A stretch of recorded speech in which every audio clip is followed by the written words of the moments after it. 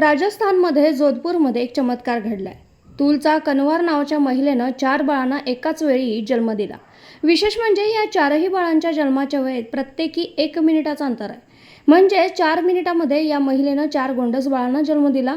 जन्माला आलेल्या बाळांपैकी 2 मुलं आणि 2 मुली आहेत. बाळांचा जन्म हा 10:55, 10:56, 10:57 आणि 10:59ला झालेला आहे. जोधपूरमधील उम्मीद या सरकारी रुग्णालयात या महिलेची प्रसूती झाली. जन्माला आलेली 4ही बाळांची प्रकृती थोडी नाजूक असल्यानं त्यांना विशेष देखभालीखाली ठेवण्यात आले. एकाच महिलेनं 4 मिनिटात 4 बाळांना जन्म दिल्याची बातमी काही वेळात संपूर्ण हॉस्पिटलमध्ये पसरली.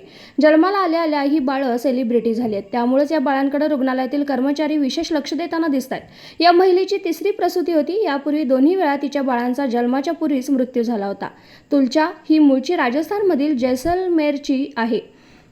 लोकल 18ने दिलेल्या वृत्तात असं म्हटलंय की डॉक्टर फेब्रुवारीपासून तिच्या प्रकृतीवर लक्ष ठेवून होते. तुलचानं एकाच वेळी 4 बाळांना जन्म दिल्याचं समजल्यानंतर तिच्या सासरच्या आणि माहेरच्या लोकांना आनंदाला पारावार उरला नाही.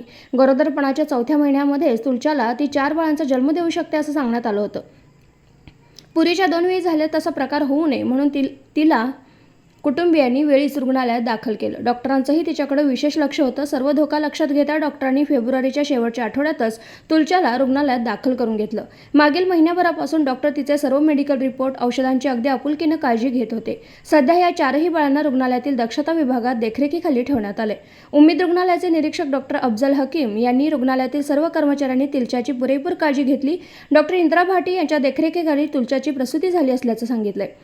तुलचा हिचे पती चंद्रा सिंहने डॉक्टरांनी आम्हाला सोनोग्राफी करण्याचा सल्ला दिलेला. शरीरातील वेगवेगळ्या गोष्टींची तपासणी करण्यासाठी सोनोग्राफीचा उपयोग होतो. गर्भात वाढणाऱ्या बाळांच्या हालचाली, वाढ यातून दिसून येते. यामध्ये 4 बाळं होतील अशी शक्यता वर्तवण्यात आलेली. ही शक्यता खरी ठरली. 4ही बाळं जिवंत असून त्यांना सध्या देखरेखीखाली ठेवण्यात आलं असल्याचं सांगितलं असून त्यांच्या प्रकृतीमध्ये अपेक्षित सुधारणा झाल्यानंतर आई आणि बाळांना डिस्चार्ज दिला जाईल असंही कळून आलंय.